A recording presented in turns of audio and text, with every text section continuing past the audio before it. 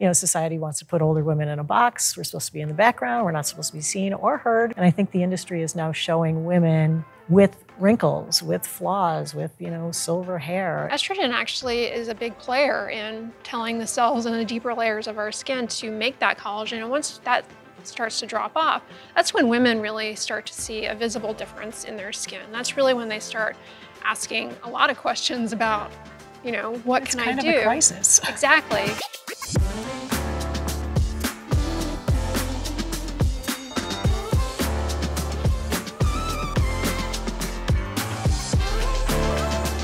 Guess who's here? Oh my gosh! Hello.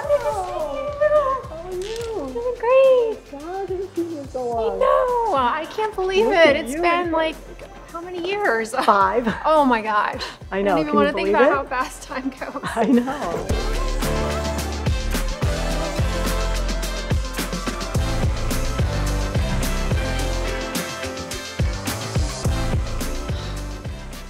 Great to be here. I know, so nice to see you again. Yeah, 2019 AAD.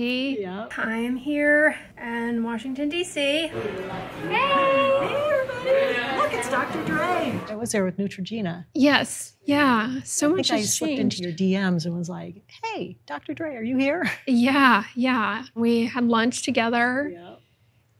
I was reflecting on that last night because so much has grown in the skincare space since 2019. It's just, you know, at the beginning, when I started my channel, it was a much smaller space, and it's just amazing to see how people's enthusiasm for skincare and learning about the science behind skincare has really evolved dramatically since then. Yeah, it's really exploded. I mean, the audience that's come in and that watches YouTube now is huge.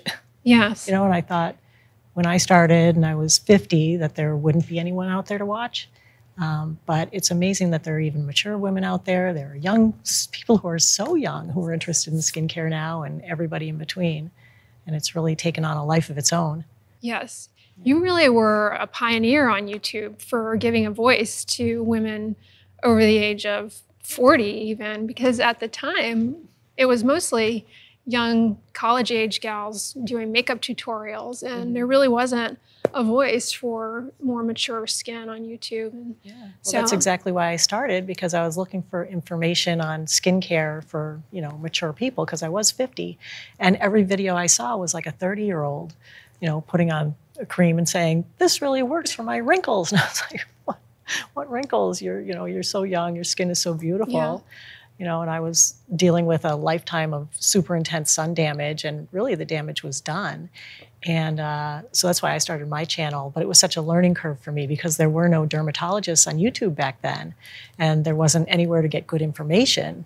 I feel like you were one of the very first dermatologists who popped up on YouTube. And I think you started a few years after me, but it's been really great having so many dermatologists out there. But I love your channel especially because I feel like we have an affinity with sunscreen and everything. But I'd love to hear more about how you started your YouTube channel, what made you decide to even do that, being a practicing dermatologist. So I was watching a lot of YouTube at the time, and I found that there was either just kind of a gap in knowledge with skincare that I felt like I would see in comment sections, people asking questions and, you know, looking for more information. But then, of course, there was a lot of misinformation out there, a lot of gimmicks. And then I also was motivated to start on YouTube because I found that a lot of patients were coming to me, as happens, because access to a dermatologist isn't necessarily readily available for a lot of people. And also, I found that when people did end up in the office, they had tried so many things to fix their skin problem that if they'd only known just a few tiny little pieces of information, they could have saved themselves a lot of headache. So I felt like this general skin advice that I take for granted, knowing if I could just share it for the other people, it could really save them a lot of, you know, time and effort and headache. And that was really a big motivating factor for me. That and, you know, a dermatology office visit, unfortunately, is very, very short. We don't have a lot of time with the patient. It's one of the things I hate the most about dermatology is we just don't have enough time with the patient, as much time as we would like. And so we have to give instructions as efficiently as we can. And sometimes things just get lost in communication. I really wanted to have a platform where I could go in deeper on skin conditions, topicals, how to use topicals. Just, we learn as a child oftentimes how to swallow a pill, a vitamin, but nobody really teaches you how to use a topical for a skin condition, when to use it, how much to use. A lot of patients would come back saying, I already finished that cream you prescribed. Can you re-prescribe? It's like, you only needed to use this much. So I was really motivated to get online and just put that kind of information out there in an effort to really buy back some of the office visit time that gets lost in the day-to-day. So that was really a big motivating factor for me, was to provide information to somebody who might be like struggling with their skin, just looking for a little bit of guidance, who may not have access to that kind of information. So, yeah. I mean, I think we're all just looking for some help, because we all have busy lives and we don't know where to turn to get skin information, and YouTube is such a valuable resource. So like, I like doing my little before and after videos, where I'll do just a little experiment on my face and be like, okay, I'm going to try this now. And then I'll take the before pictures and the afters. But it's just, I'm trying to help myself to learn more, but also to help other people along the way. So it's been a really interesting journey to start with skincare, because actually, when I was like 50 and I first started, I didn't really think that there was much that you could do at home or topically to help your skin. But over the 12 years that I've been doing YouTube and doing all these little experiments on my face, I found out that there are some things that actually work. And there are a lot of things that you talk about because you've seen them in clinic and in your work. And it turns out that they're like the same things. So it's been so, rewarding, gratifying for me to see the dermatologists, including yourself on YouTube, talking about the things that I stumbled upon and started using and that actually did work for me, and that you can see the difference in my before and after pictures. So I love being able to show those to people, and that way they get to make the decision, Yes. Yeah. They can take a look at it. If they like it, fine. If they don't think they see any difference, that's fine too. But I think people just want to know from an actual person, like, exactly. I used this, I tried this, I hated it, I loved it. How do you feel like your skincare product choices have evolved with age, like compared to when you were in your 20s, right? Like things are probably different as far as what you reach for. Right, yeah. Well, when I was in my 20s, it was in the 1980s. And so number one, there wasn't great skincare out there. The only skincare that there was from the department store, and you would go up to those counters with the ladies in the white lab coats as though they had something sciencey in there. And it was a lot of fluff, I'd say. I feel like back then there weren't a lot of good ingredients in the skincare. It was mainly moisturizers. The skincare itself has evolved so much in that time since I was 20, that's 40 years. And now I feel like, almost because of social media, it's pushed the skincare industry to reinvent itself and put actual effective ingredients in the products. And now you can get products with effective ingredients at the drugstore. You don't have to pay a fortune for them. You don't have to rely on, some miracle sea broth that's going to do something. It claims to do something when really it's just going to moisturize your skin. So from the industry alone standpoint, it's come so far. It's really amazing. For me, in my 20s, I was a sun worshiper, so I wasn't really doing skincare. My skin was fine. I never had acne. So my skin was always very healthy, but I loved being in the sun. Anytime I could have my face in the sun, burning, didn't matter to me. I didn't care. I thought, my mother actually said, honey, you should probably not spend so much time in the sun. You're going to end up getting wrinkles. And I said, you know what? When I'm 60, I'll be old and I won't care. Haha, joke's on me. So when I turned 50, I did care, because by then all that 40 years of sun damage was really showing up on my face, and I had way more, wrinkles, everything than I do now because of the skincare that I started using when I was 50. So, from 20 to 40, didn't do anything. Never wore sunscreen, washed my face, didn't really even wear makeup, or didn't put on a moisturizer. I had no skincare routine. And now it's funny to see how skincare routines are everything for everyone. And of course, now my skincare routine is enormous. And because the more I researched what products could work and what ingredients could work, the more I found out that there were very few that actually did anything, right? And that there was a lot of fluff that you didn't need, but that the ingredients that you wanted couldn't be put together or wouldn't be put together in a product. So you had to buy a whole mess of separate products to get the things that actually worked. But I did just try to concentrate on those main key things: sunscreen, tretinoin, retinoids, niacinamide, peptides, CoQ10, ceramides, the main things, and get those into my skincare routine. So that was the difference for me between like 20 to 50, is that you could get the ingredients at a reasonable price in the products. And so now my skincare routine, I love, and I can't go a day without it. Like even traveling for today, I pack the whole thing. Yes. I bring it all because, if I'm going to be like this filming, I want to look my best. And I feel like my skincare routine really gets me there. Right. And that's the thing about skincare that I always emphasize to people, whether it be a device that you're using or just the products that you have, it has to be something that you are actually going to stay consistent with. And I think, in our younger years, we're a lot more instant gratification driven, and maybe think that, oh, if I just, use this hot new moisturizer, like it's going to give me glass skin and that's going to be that.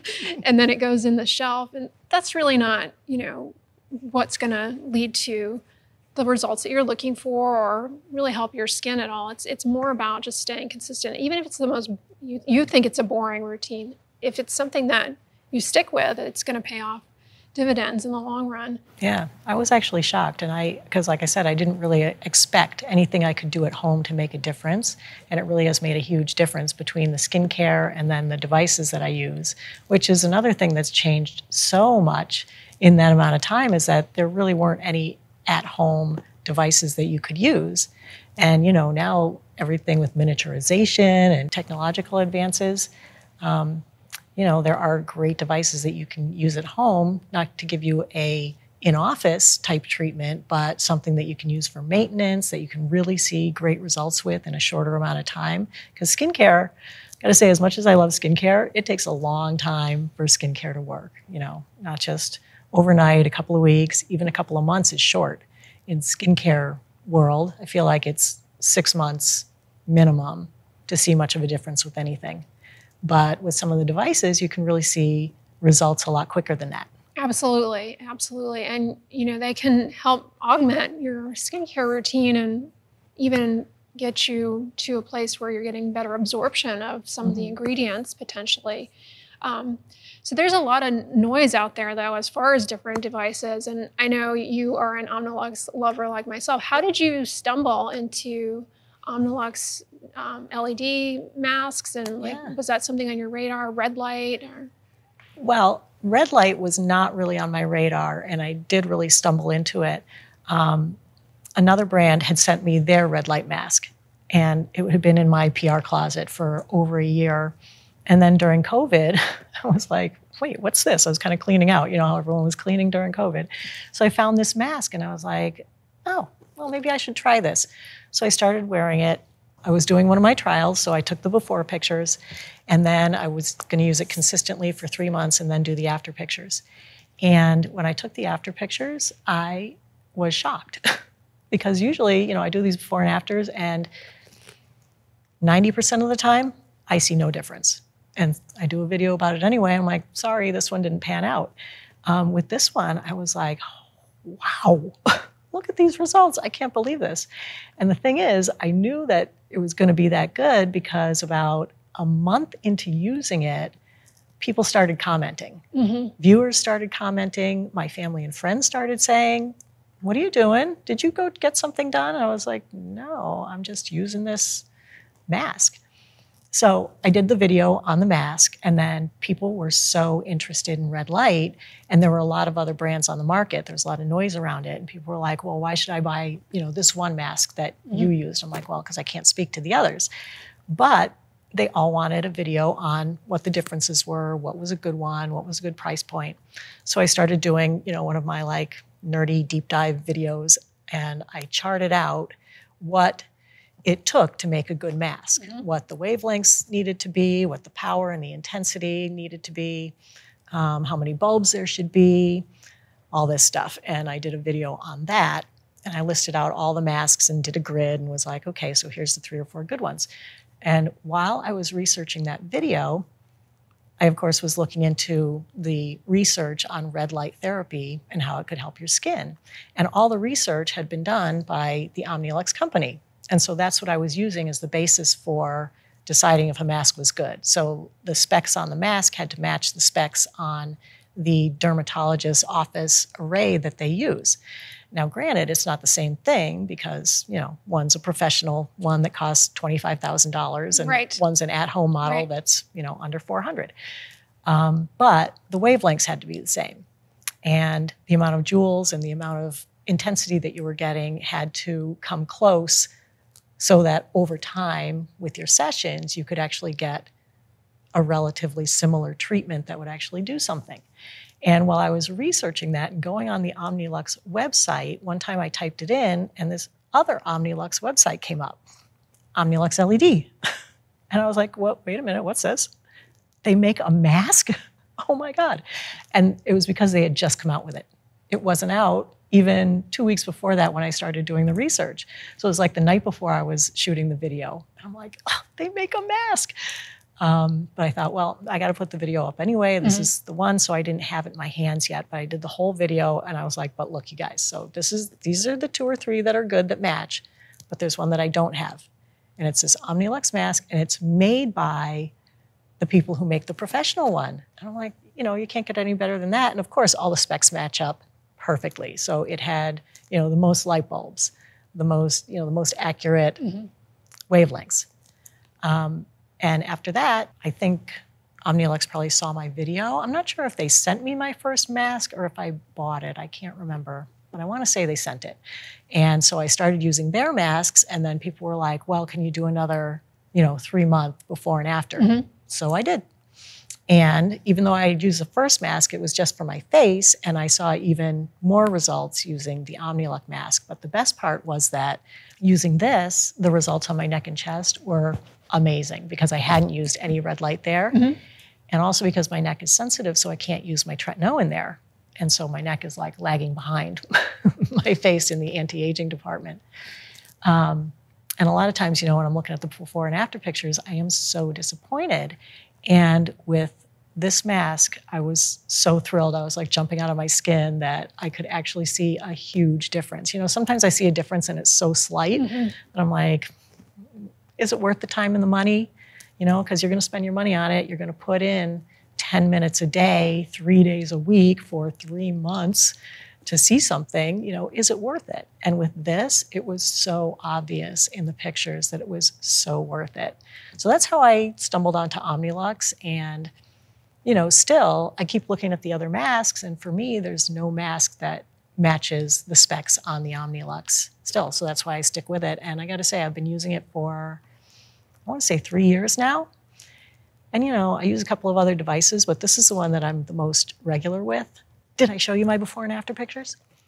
Yeah, I want to see these because I talk about red light. I recommend it, but I actually use the mask myself, and I too have seen just an improvement in my skin using the mask at home. It's something that's a great thing to use to complement procedures that you're having done in the office, and it's the kind of thing, like I mentioned with your basic skincare routine, it works if you stay consistent with it and you use it. And the longer you're using it, it's very gratifying because you see those results over time. And it's really, really one of those things that if you put the effort in, it will pay off.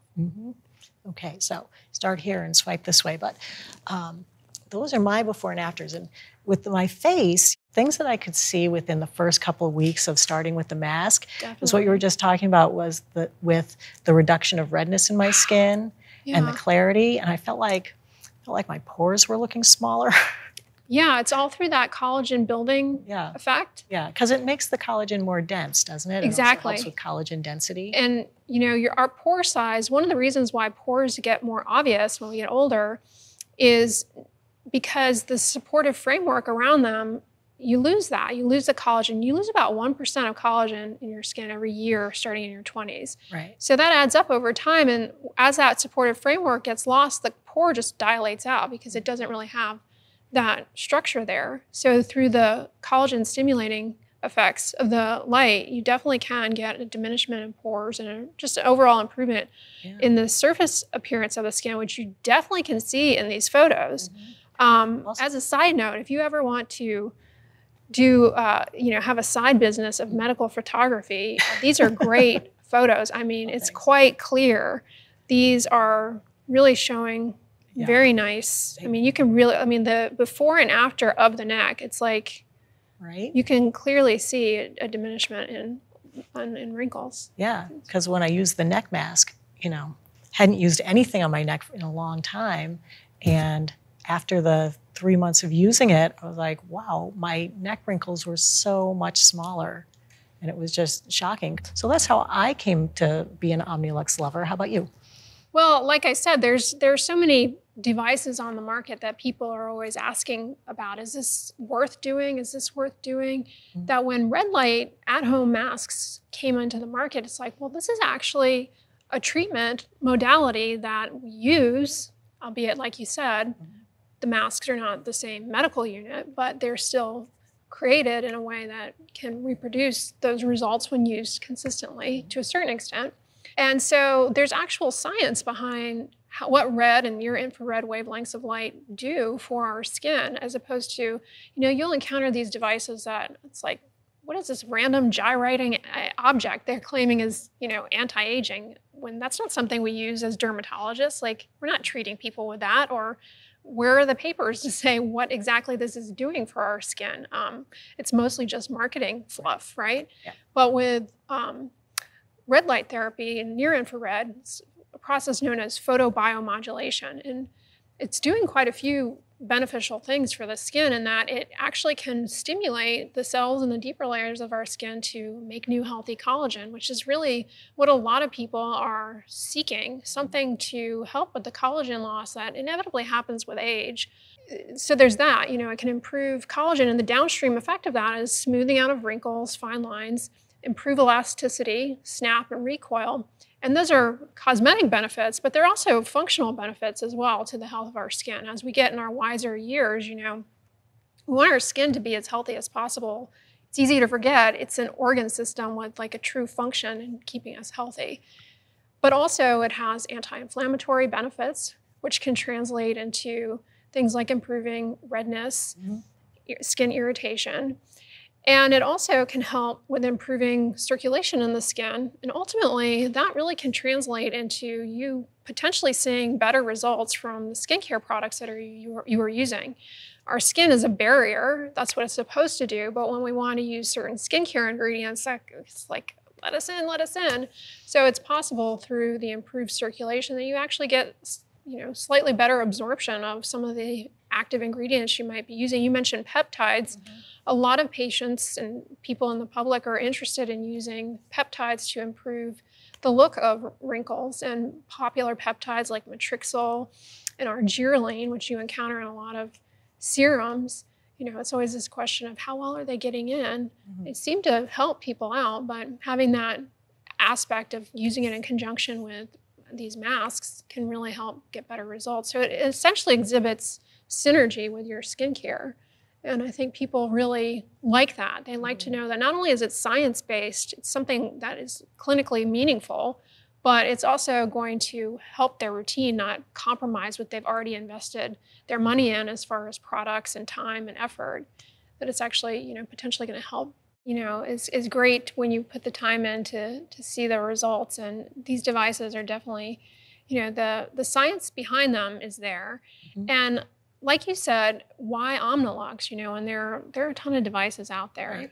Right. Not all of them are necessarily created equal. And as you encountered in your research, Omnilux has, the research backing over, I think, 40-something peer-reviewed papers. So it's like a no-brainer almost. And they really, put the science into the right wavelengths of light to deliver the outcome that you're looking for. And the biggest thing for me, too, when recommending a device to patients or consumers is safety.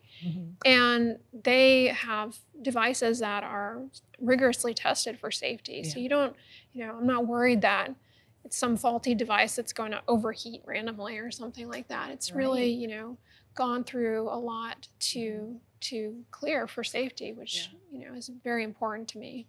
And I really like it that it has really just the 2 wavelengths of light that you need for anti-aging. Because you were talking about the collagen and how we lose 1% a year from our 20s. Well, then after menopause, you lose like another 20% in the first 5 years of menopause. So you've lost 30% up to then, and now you're losing 20. Now you're down 50% of your collagen. And there are masks that have, 7 colors, but the other colors don't have any real proof behind them saying that they do anything, especially for anti-aging. And so, people always want to get a cheaper mask or find something less expensive. And a lot of the less expensive ones will be like, oh, but we have 7 colors. I'm like, yeah, but the other colors, you're wasting your money on those bulbs because you don't need those. You just need the red and the near infrared because those are the ones that are the proven wavelengths to affect anti-aging in your skin. Exactly. And, I talk to people about this idea of collagen banking that, like you said, we lose about 1% of collagen every year starting in our 20s. But then for women with menopause, as estrogen levels decline, estrogen actually is a big player in telling the cells in the deeper layers of our skin to make that collagen. And once that starts to drop off, that's when women really start to see a visible difference in their skin. That's really when they start asking a lot of questions about, what can I do? It's kind of a crisis. Exactly. And I think, having conversations about collagen banking and just understanding that there are some things that you can do meaningfully to protect the collagen that you have and potentially help maintain and produce new healthy collagen moving forward. No, you're never going to completely avoid collagen loss, completely avoid wrinkles or aging. That's like an almost delusional concept. And we shouldn't fear the aging process, but there certainly are things that can be done to really keep your skin its best as you get into your wiser years, as I like to say. And this is one way to do it that, combined with sun protection, it's really a powerful force for long-term skin health. And, another way of looking at it is I also encourage people from not just their skin, but for their total body to stay physically active, make sure that they're eating a balanced diet, getting good sleep, managing stress. All of these things, they may seem like a nuisance, but they really do have an additive effect in your overall health. And your skin is really just like a window to that internally. And when people look at it that way, it becomes less of this simply superficial aesthetic thing and more like, okay, now I can really get on board with, if I do these things, it might help my skin be healthier when I get older. Collagen isn't the only thing that slows down as we age. Right. Like everything that makes your skin what it is in its youth slows down as you age, the production of everything. So ceramides and, all the fatty lipids that we need and hyaluronic acid, it's such a multi-pronged thing that happens. Aging isn't just one thing that happens to your skin. It's the slowing down of all these processes and the skin cell's ability to make all these substances that keep your skin youthful and plump and springy, and collagen is one aspect of it, but it's not 100%. And so, something like this where it gives your skin that extra blood flow and that extra energy so that it can make more of all the things. Right. Yes, it really does, in effect, improve energy in the skin. And skin is a dynamic structure. It's not just this stagnant thing that, all right, I'm in my 20s, it's like this. I'm in my 30s, it's like this. There are all of these fundamental processes that happen on a daily basis to recover from damage. The skin, the epidermis is always turning over, and that slows down with age. So there's just a lot of moving parts. And red light therapy can definitely help address a lot of those things in a meaningful way by jump-starting some of the metabolic processes that happen in these cells as that slows down with age. Yeah. And I think that obviously we both agree on the use of sunscreen as being one of the most important things that you need to do for your skin. Because, I always say there's no point in using something like this or any skincare if you're not also going to protect it from the sun. Right. Because that is number one, is not inviting more sun damage and more, killing of the collagen that you do have through sun exposure. And also that things like this, if you're not going to be consistent with it, like you were saying before, if you're not going to use it, you're not going to be consistent, they don't work if they are gathering dust in a drawer. So I always tell people, don't buy it if you really aren't going to use it. But that's one of the things that I love most about this, is because it's so easy to use. Other things, you have to smear goo all over your face and you have to stand there rubbing it and doing all this other stuff. With this, you just put it on. It's 10 minutes. You can relax. You can multitask. You can do whatever you want. And then it's done. And it's nice that then you don't have to wash your face again, or, you can just put on your skincare and you can go. Exactly. So one of the questions I wanted to ask you is about skincare to use with it, because I get so many questions about using green tea with it. Well, depending on when you choose to do it, if it's going to be during the day, then I would say sunscreen, of course. And sunscreen, it is protecting you from the damaging effects of ultraviolet radiation, but it's also a moisturizer too. Like, they're typically in a lotion or cream base. So that's going to help with really sealing in the moisture into the skin and really helping with the smoothing out of fine lines as well, and just keeping the skin from becoming irritated throughout the day as we're exposed to all of the environmental aggressors. But in the evening time, I always tell people, regardless, it's a good idea to put on a moisturizer before you go to bed at night, because that's really when the skin loses more water and is more prone to dryness and irritation. And a moisturizer with hydrating ingredients like hyaluronic acid or even a hyaluronic acid serum can really help to replenish the water and just help overall with moisture content in the skin. And like I mentioned earlier, in theory, the benefits of using a mask like this do allow for better uptake of those ingredients, which is a plus. So I would say that would be, maybe something to lean into. Or if you're someone who uses peptides in your routine and you want to have them get into the skin well, this might help as well along with that and really allow for those peptides to get in and help with hydration, and potentially, there is some idea that they may help with our collagen. To what extent remains thoroughly to be determined, but if you've invested in them, then that would be a good time to put them on.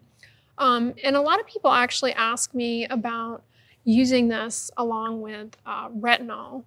And how do you use you mentioned you use tretinoin. Yeah. How do you use your tretinoin with your mask? Yeah, I put on my tretinoin at night and I go to bed. I use my mask in the morning, and, I kind of do it a little bit wrong because I keep it on my bedside table. I open my eyes, I put it on. So I don't get up and wash my face first. So potentially the tretinoin is still on or in my skin from the night before. And Omnilux does have a little warning on their website about using it with retinoids, that there can be a little bit of a reaction. For me, I haven't had the reaction. I believe it happens in a small percent of the population. But people need to be aware of it. And I think it's, maybe you can explain it better than I can. It's more of if you have a light sensitivity, that those things are going to interact. But for, I think, the vast majority of people, they're not going to have a problem with it. So I do use them together with no problem. So. Yeah, that's definitely, it's definitely the minority of people that would have an issue with using them together, for sure. When it comes to prescription topicals, our content and on what we put out online is never meant to be medical advice. And so always talk to your dermatologist, because skin and skin conditions, very nuanced, individualized. So always ask the prescriber, hey, is this okay? Because, no one thing is kind of a global recommendation for every single person out there. Yeah, and I mean, in my videos, I can really only speak to how I use it, what I can use it with, how it works for me, but I can't say, that it's going to be 100% safe for everybody, that nobody's going to have a reaction. I'd like to assure people that most likely you're not going to, but you need to try it and kind of wade into things carefully.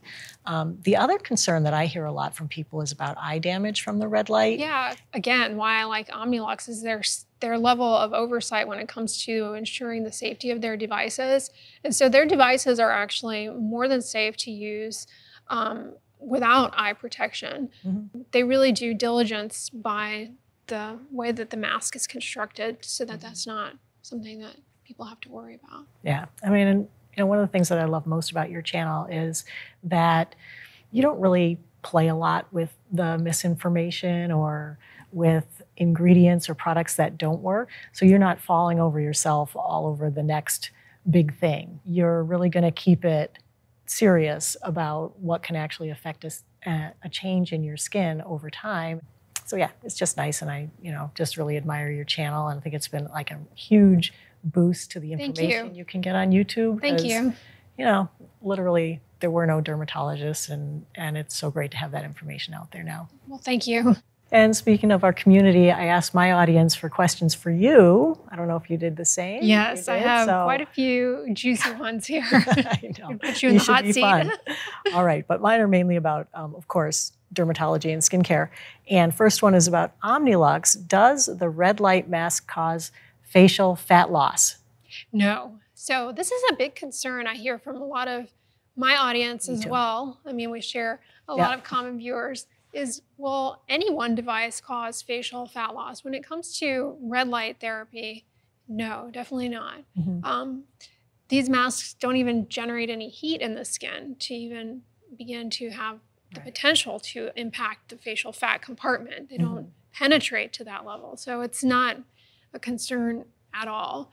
Unfortunately, with the aging process, we do lose and have redistribution of certain fat compartments in our face. And that can sometimes coincide with using devices like this. So it's easy to, think that the two may be related, but in reality, there's no possible way that this could cause facial fat loss. It's simply not a possibility based on how it works and the energy that is put out and the depth of penetration. It just wouldn't access those compartments. Yeah, that's what I thought about it. And people ask me the same question all the time. To melt fat, it takes an extreme of heat or cold. You either have to freeze it or you have to superheat it to temperatures way higher than this, or like you said, most things would, give you on your skin. But I think it is interesting what you said about it being kind of a coincidence that people start using these things when they're becoming concerned about their skin, other processes are happening, and fat loss is just natural. And so they kind of knee-jerk blame it on the latest thing that they've started using.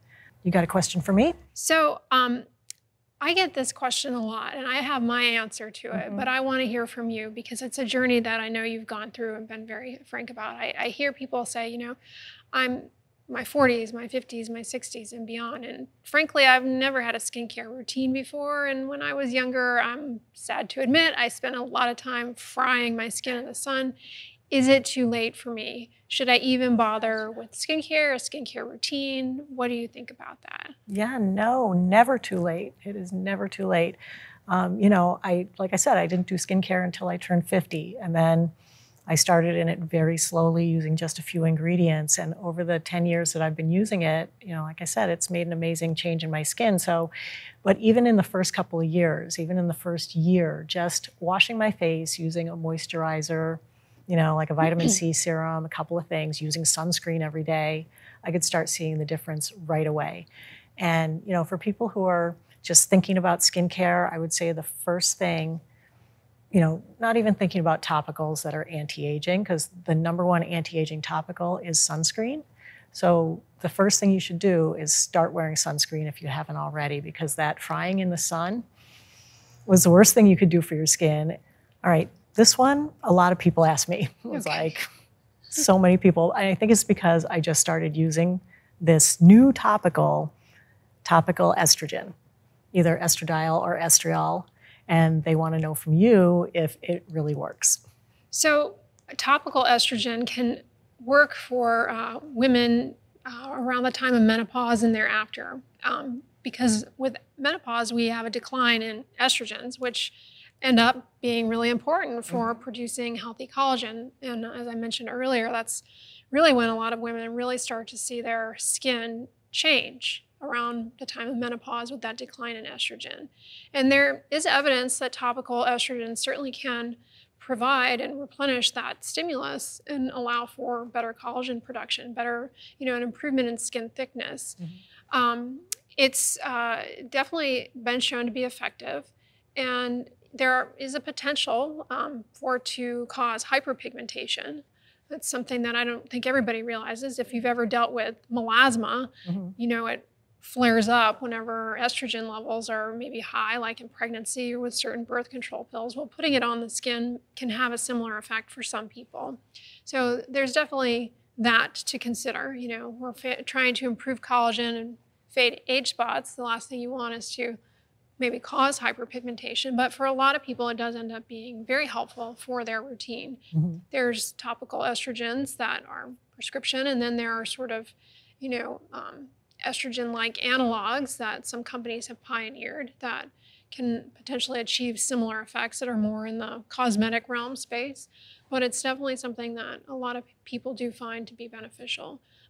Not just on the face, but like on the backs of the hands. This is a territory, our neck, the backs of our hands. These are places that we sometimes forget about. And on the backs of the hands, it is definitely can have a beneficial effect. And that translates, as you get into the wiser years in particular, you'll notice a lot of people at extremes of age, they have a lot of stuff going on the back of their hands because it becomes very fragile and vulnerable to you bang up against something and all of a sudden you have a big bruise there. So in theory, that could have a beneficial effect long-term for the integrity of the skin there. But I would say the research on it long-term is kind of pretty limited as far as the skin benefits for wrinkles and things like that. It can help, but there's some unanswered questions, I would say, as far as what you might expect long-term with it. Yeah.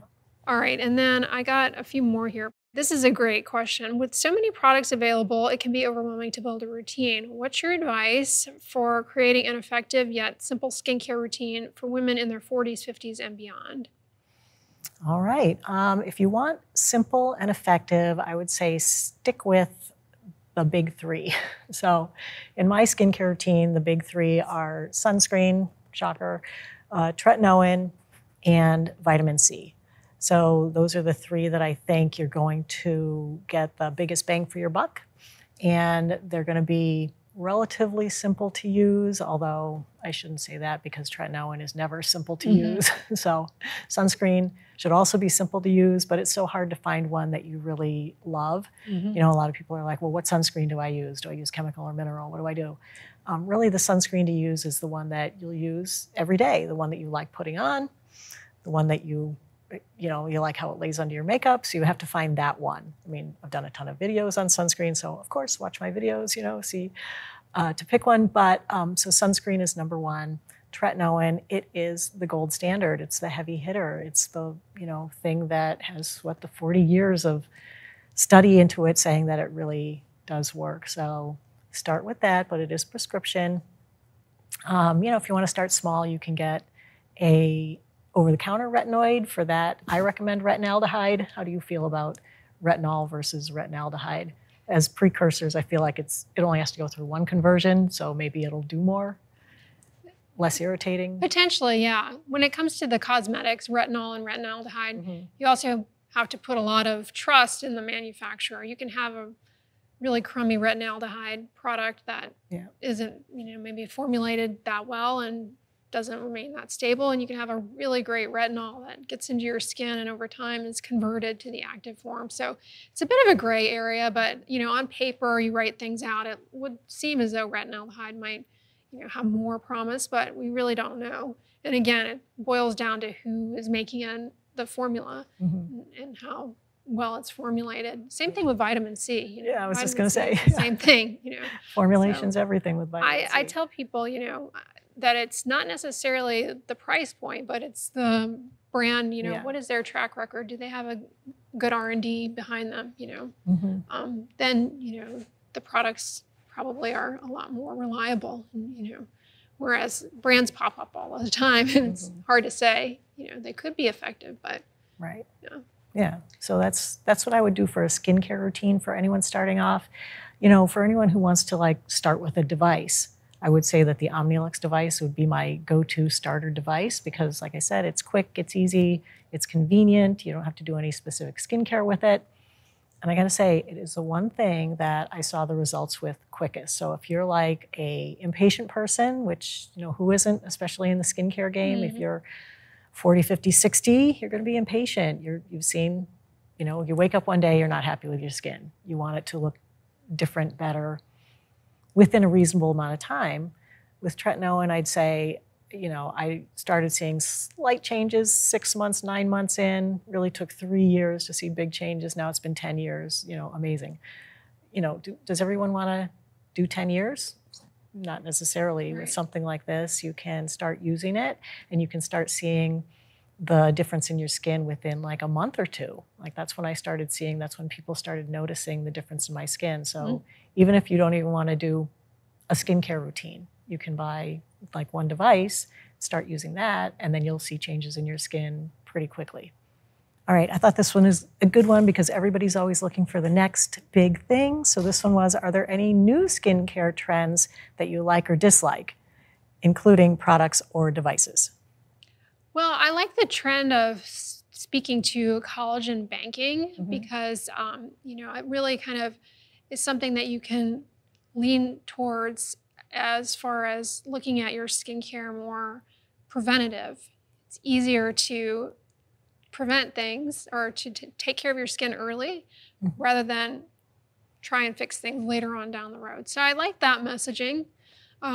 Trends come and go as far as marketing. You know, you mentioned glass skin earlier. Yeah. Everybody wants luminous, glowy skin, but I really think that the principle of collagen banking makes a lot of sense. So I like that a lot. And I think a lot of the things that we recommend for people to try out that actually are proven to have some benefit, they all sort of center around protecting the collagen that you do have and, you know, in effect, potentially stimulating new healthy collagen in the long run. And I think that's a really smart way to look at things.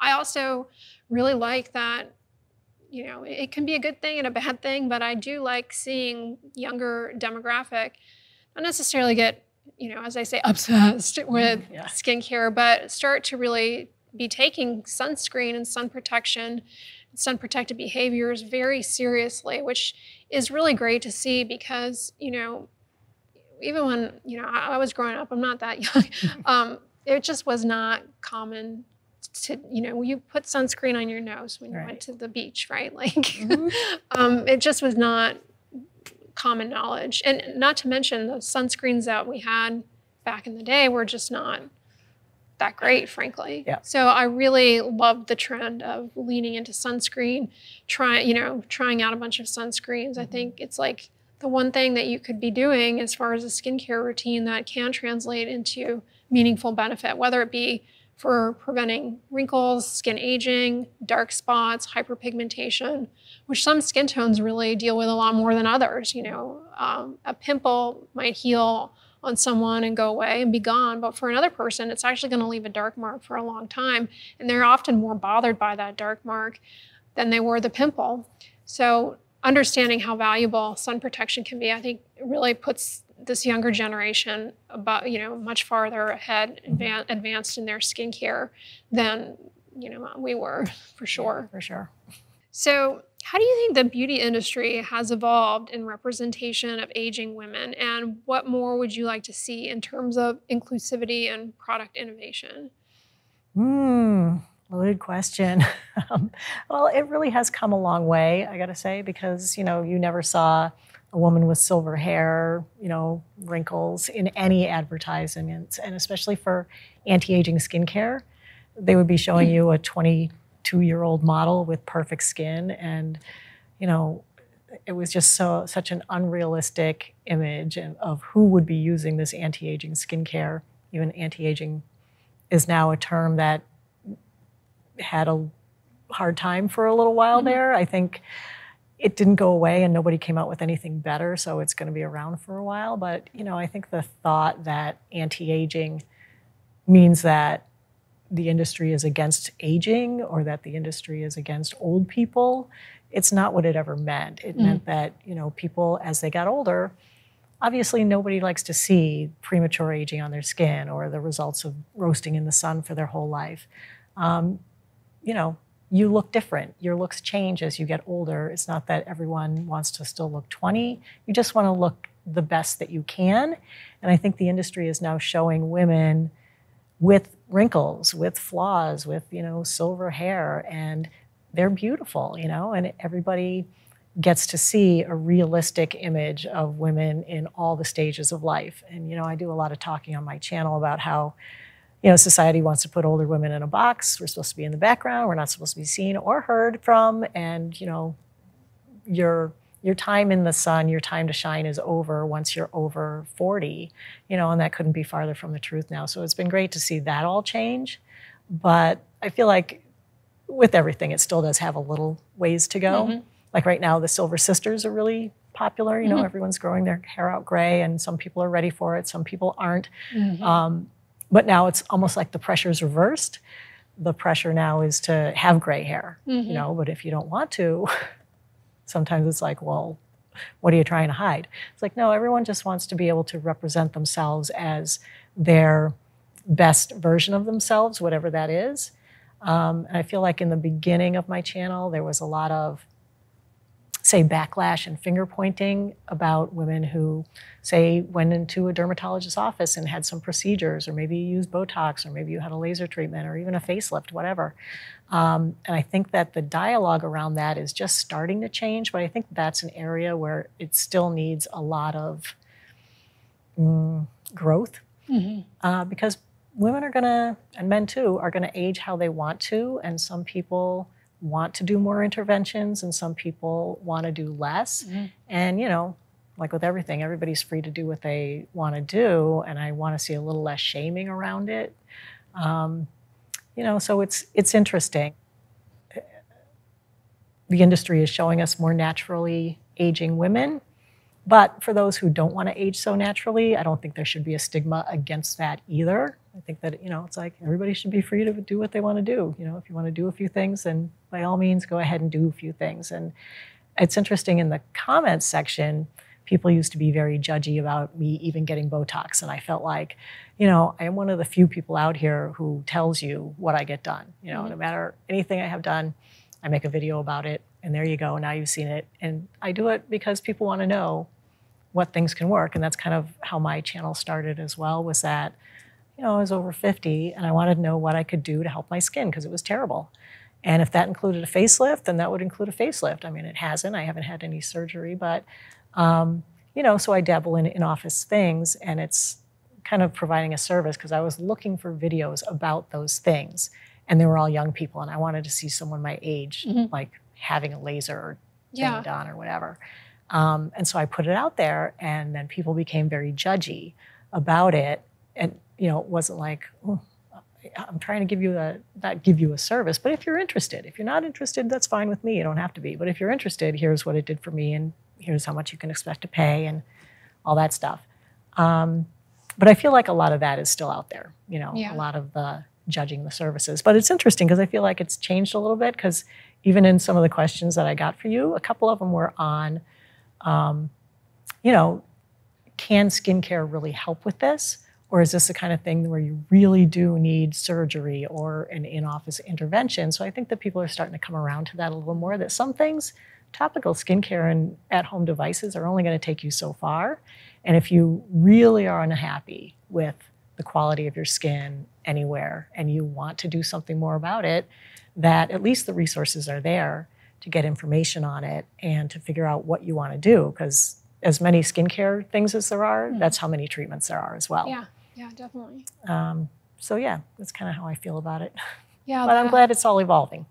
Yeah, I would say the gray hair topic, whenever I talk about hair graying on my channel, it definitely gets very heated in the comments section. Very heated. Quickly. People have strong views on gray hair, which is interesting. Yeah. All right, so my turn? I think so. All right, so let me ask you that one. That was, I don't even have to read it because I highlighted it.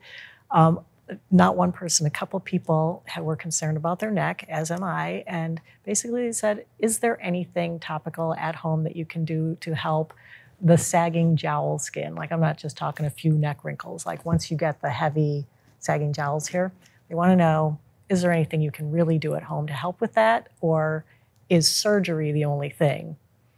So as far as the sagging under the neck, there's not really any skincare that's going to tighten that back up. Mm-hmm. You know, tretinoin, for example, improves the collagen, it improves the surface texture, the turnover of the skin, hydration, but that volume loss and sagging, that can't be lifted back up with topicals. Mm-hmm. And devices that you use at home are unlikely to change that. It's primarily going to be some sort of procedure in office. Doesn't necessarily have to be surgical. Doesn't necessarily have to involve a cut. We've gotten very advanced with things like neuromodulators placed in the neck to smooth things out and tighten things back up. Mm-hmm. There are all sorts of newer devices that pair microneedling with radio frequency that can tighten the skin. So there are a lot of really advanced, minimally invasive procedures out there that can truly rejuvenate the neck. It's not like, you know, in the 80s and 90s when somebody had a neck lift, you know, it was pretty obvious for a lot of people, like, oh, they had work done. Now things are a little bit more subtle and less invasive, and there are a lot more options out there. Skincare is not really going to target that per se. Yeah. Okay, good to know. So this is one thing that I'm really big on, and I want to hear what you have to say because I got this question. As I'm getting older, are there lifestyle changes that I should make for anti-aging benefits? Whew, another loaded question. Yes, there are. You know, if you're not working out, this is not the time to sit down and be like, okay, I'm done. I can eat whatever I want. I don't have to exercise anymore. I'm just going to coast from here on out. A healthy diet and exercise are two of the best anti-aging things that you can do for your skin. I am not kidding you. Yeah. Working out, like you said before, blood flow to the skin. I mean, it's all about blood flow to the skin. And when you get in a workout, you get more blood flow to your skin than just about anything else you can do can provide. You know, when I hear people talk about like skin breathing, you know, people have this idea that skin gets things from the outside. Well, really, skin is a barrier made to keep most things out. Right. Know, some skincare can get in, but your skin gets most of its nutrients and most of what it needs from the inside, right? From the blood flow. So exercise is so important. What you put in your body is so important. Like, I eat a ton of salmon because I like the, what are they called? The omega fatty acids. That's it, the omega-3s. The omega-3 fatty acids are so good for your skin. So I eat salmon every day, sometimes twice a day. You know, and a lot of people are like, gross, who can eat salmon that much? I'm like, but you're willing to spend how much on your skincare routine? Like, some people spend hundreds and hundreds a month on a skincare routine. And you can probably do more for your skin if you just wear sunscreen, work out, and eat a healthy diet. You know, it's more than omega-3s. There's a lot of other things, but just like home-cooked, healthy food, I think is the best thing. Yeah, lifestyle is enormous. Of course, not roasting in the sun. You know, you can still go to the beach, but if you're concerned about this piece of real estate right here, then keep that in the shade. You know, hat, sunglasses, sunscreen, face away from the sun, that can go a long way. Smoking, obviously, no good. Smoking robs your skin of oxygen and everything else that it needs to look healthy. It actually makes your skin look kind of gray, right? So yeah, there's so many, lifestyle is so important. It's not just like a one-trick pony, you know? Like, you can talk to skin and how complicated it is. It's the biggest organ, and it's so complex. Yes, definitely. Yeah, the lifestyle choices really, I mean, I don't think people realize the trickle-down effect that even the slightest, you know, like if you go from sedentary to suddenly walking just a little bit more every day, it actually can add up. You know, every extra step you can work into your day can make a huge difference in the long run, for sure. Yeah, and I think, you know, you're not going to jump into these things and immediately change over everything in your lifestyle. You know, you're not going to ditch your diet, stop drinking alcohol. Alcohol is another one. You know, I'm not an advocate of like, don't drink at all, but, you know, moderation, everything in moderation. You know, but you can start by, instead of getting fast food for lunch, have a salad. And instead of not doing anything physical, you know, go for a brisk walk. I mean, everything makes a difference.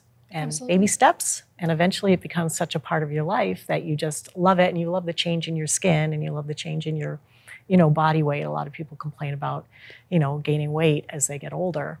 And that also contributes to all those things as well. Exactly, exactly. That was a good one. I like that one.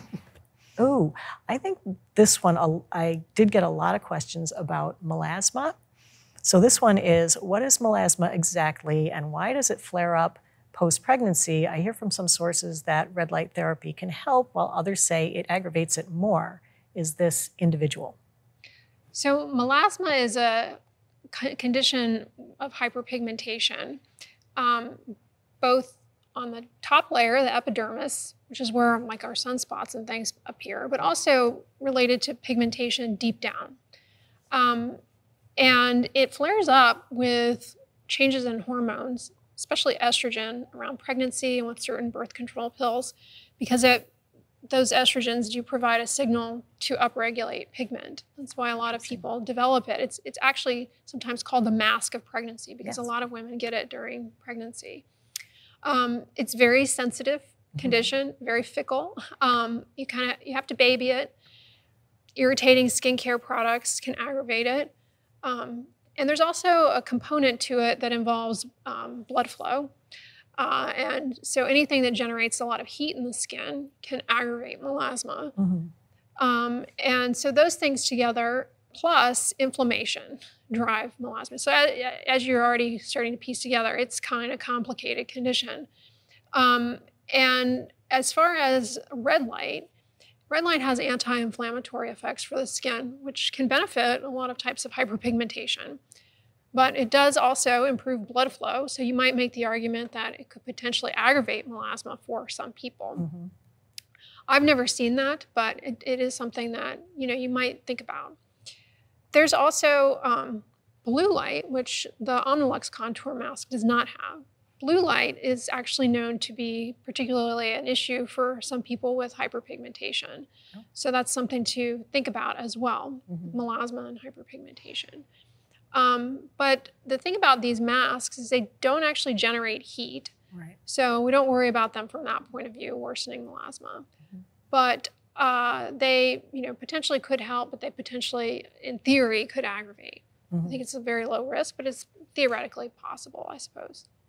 It's interesting. As just a little follow-on to that, when I was testing, you know, all the different devices, I found that the masks really didn't generate any heat. They're very, like, cool and comfortable to wear, like, except for you see the color of the light. Other than that, you really didn't feel anything. I did test a couple of panels, and this thing, like a bulb, that was a red light bulb, they all seemed to generate heat. Why is that? So is it the distance? Yes, yes. The way that the lights are positioned and things, and the amount that is necessary from a device where you have a distance between you, it can potentially generate a lot more heat. So it's definitely something like, speaking of trends, there was a trend I saw going around on the internet to just get a red light bulb that you would put in a chicken coop and use that. Don't buy an LED mask, just get a red chicken coop light. And that won't work the same way in the way these do. And a big issue with doing that is not only will it not work, but it can generate a lot of heat that can aggravate your skin. So definitely, you know, there's a lot of nuance to LEDs specifically, and then in these masks and treatment devices where it's not something that you want to just go in your garage and try and rig yourself. They could potentially cause MacGyvering up your own. Exactly. So there, obviously, speaking of trends, there are always a lot of trends popping up all over the internet. How do you evaluate like what's actually going to be worth trying out, especially for a more mature skin type. You know, at this point, it's like nobody wants to spend any more money on gimmicks. People who are mature, they're really, you know, wanting to just focus on what can actually work. They don't want to just follow trends. It's so hard to pick and choose because there's a new thing every day and everybody wants a test on it. Yeah. You know, but I only have one face and I can only test so many things. A lot of times I just fall back on the research, you know, I'll be like, oh, that sounds interesting. Let me look it up and see if there's any studies. And if I look and I find a bunch of studies and they're good quality and the results seem reasonable and it seems like it's not too difficult to work in, then I'll be like, oh, this seems like there might be something there. I'm not opposed to being like a guinea pig for things. You know, I would be thrilled to find the thing. You know, that was my goal when I started. I wanted to find the thing. Turns out, you know, like I said, it's a lot of things. But so if there's some compelling research there, even if it's small, you know, and it has to still be a well-constructed study, but even if it's little, I'll still take a look at it, you know, try it for myself. I'm a lot of, let me see if it works on me. Something that like a new trend that I haven't looked into that I'm really curious about because I think there is something there, but I'm not sure it's for me, is castor oil, castor seed oil. Yeah, so that's an interesting one. I'm always testing something else, so I haven't had time to do it. Yeah. And I've seen some interesting videos on it, but that's one that will probably pass me by just because I only have one face and there's only so many things I can try at once. No. Right, right. Have any thoughts on castor seed oil? Well, it's very popular. Very popular. Very popular. What's this thing with putting it in your belly button? There are a lot of compounds in castor oil that, you know, have potential benefits. Ricinoleic acid is like kind of one of the more active components within castor oil. First and foremost, it's a laxative if you ingest it. You know, I don't recommend doing that, but and it's got a lot of moisturizing properties to it. It's very viscous, it's very hydrating. So putting it on the skin, it's no surprise that people find that it's, you know, makes their skin look better. I believe them when they say that because it is very moisturizing. You know, I'm not an OBGYN, but I do know that there's some concern with taking it if you are pregnant. I think it can cause premature contractions. But as far as skin, my biggest concern is it can cause a contact dermatitis. Now, anything you put on your skin can cause water can cause a contact dermatitis. But it, you know, it's definitely something that happens to a lot of people and something I think people experience and, you know, may not realize that it's the castor oil that is the problem. But yeah, it's definitely an interesting trend. And castor oil is naturally found in a lot, not naturally found, but is put in a lot of skincare products as an ingredient. So you're going to find it. It's there. And the way it comes up in dermatology is a patient comes in and they've developed an allergy to it. But again, it's the thing like, well, you can become allergic to anything or irritated by anything. So is it really that much of an issue for everyone? It's hard to say, but it's just something to be aware of. As an ingredient, is it something that dermatologists are often recommending? Like, oh, hey, oh, you have that? Oh, try castor oil for that, because it seems like it's supposed to fix everything, right? No. Yeah. You know, it's very viscous. It's an emollient, and it's also very popular. People put it on their eyelashes. There's no evidence that it grows your eyelashes. There's no evidence that it grows your hair. But a lot of people find that their hair looks like it's growing when they put it on. I have always thought a lot of that has to do with the fact that it's so viscous, it coats the hairs and makes them look thicker. I don't have a study or any clinical trials showing castor oil for hair growth. Maybe one day I'll be, you know, eating my shoe and putting my foot in my mouth, and we'll have some, you know, trial showing regrowth. But you know, there's just not the research to support it. Relatively harmless unless you develop contact dermatitis to it. That's about all I can ever say about castor seed oil. Okay, I think I have one last question for you. This is an interesting one. A new study suggests that we don't actually age gradually, but rather in two bursts. One in mid-40s and the other in our early 60s. Can testify to that. If you've seen this study, can you comment on what's going on? Well, like I kind of alluded to earlier, with women in particular during, you know, perimenopause period, which happens around the 40s, we start to experience that decline in estrogen. and you really can see a visible difference in the skin quality. It seems like almost overnight. Mm-hmm. And also around that time period, you're also starting to have more bone loss in the face. And by the time you're in your 60s, you're going to notice that bone resorption lead to more changes like around the eyes. Yeah. The cheeks get flatter and things start to descend more. Mm-hmm. So you definitely have these time bursts where aging changes are more noticeable out of what seems like out of nowhere for sure. Mm-hmm. Now, as far as sun damage, that's something that builds up in our skin throughout our lifetime. Cumulative sun damage over our lifetime is what, once we get into our wiser years, has set the stage for certain skin risks like skin cancers, skin thinning prematurely, difficulty with wound healing. If you have a lot of sun damage and you have to have a skin surgery, that will show up then. But that's definitely not something that just came out of the blue, all of a sudden age-related. That was building up and building up over time. So there's certainly layers to the aging process.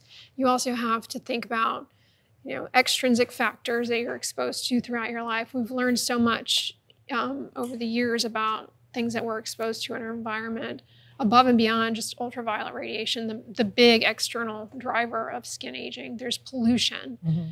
There's infrared radiation. So to say, that those things, like maybe you're not necessarily exposed to those things throughout your lifetime as concentrated as you are at certain time periods, depending on where you're living. I think there's just a lot of moving parts that affect people differently. And then intrinsically, your genetic makeup and things of that sort definitely play a role. So there's a lot to the aging story. Yeah. And it's important because, people like to joke about the boomers, but we have a large population now over the age of 65. Mm-hmm. Older adults make up a big chunk of our population, and something that, as a society is a really, really important conversations to have about the aging process for sure. Yeah. Yeah, and I feel like for me, being one of them, I feel like my body tells me every decade that I'm a decade older. Like when I turned 40, I feel like all of a sudden I felt, there were certain things like my eyesight suddenly, it probably wasn't sudden, it probably had been building up, but all of a sudden, boop, couldn't see a menu had to go get readers. And my knee started creaking, had worked out since my 20s. All of a sudden, I've got a pain in my joint, Then when I turned 50, I was like, oh my God, your skin, what have you done? It's like, it seemed like it was very sudden, but it was definitely also gradual. And then, 60, a whole bunch of new things. Now I can't see anything. So had to get contacts, multifocals, the whole thing. So I feel like our bodies have their own clock. I mean, obviously, nobody's not aging. Everyone is aging every minute of the day from the second you're born until the end. And it's a cumulative effect, but I think people notice it at certain times more, right? Definitely. Yeah. And now we also have to take into account that we're taking a lot more pictures of ourselves. Yeah, that's for sure. I think a lot of people are, a big, one thing that made that very palpable was during the stay-at-home orders, there was such a huge increase in demand for cosmetic procedures, a huge interest in skincare. And a lot of that is attributed to the Zoom effect of people being on camera or these Zoom meetings, working remotely and seeing themselves on a camera all the time. I think that really just makes us hyper aware of things more so than we ever were in the past. Yeah, for sure. It was my first viral video, how to look good on Zoom calls during the pandemic. People went crazy for that one. Yeah, that was a great video. That's a great tips. Yeah, so that's so true that people just suddenly started looking at themselves so much more. Definitely. Yeah, definitely. Well, Angie, it was so good to see you again. I can't believe it's been 5 years. We should not go this long without touching base and getting together again. I know, definitely. I mean, that podcast idea was fabulous. Yes. I think we should do that. But no, it's been really great seeing you. And I'm so glad that Omnilux put us together in this because it really has been so informative and educational.